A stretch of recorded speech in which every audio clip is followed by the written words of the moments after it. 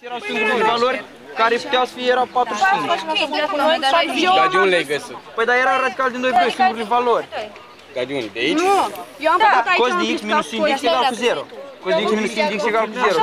Și singura valoare normală era... Cos de x egal cu sin de x. Cum a fost? Nașpa. Cam greu. Cam greu. A fost acceptabil. Să sperăm. O să fie bine. Chiar nu prea am știut să o fac. Așa. În rest nu prea au fost așa dificultăți. N-am întâmpinat. A fost, nu știu, de nivel mediu oricum. Care a fost subiectul mai dificil? Nu știu, o integrală și de astea mai dificile, nu prea m-am descurcat, dar în rest, oricum e ok. La început mi s-a părut un pic greluții, dar le-am făcut.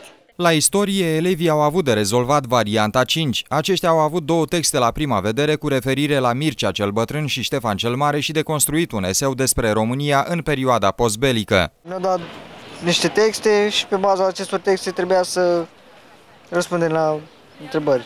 Numiți domnitor la care face referire sursa B.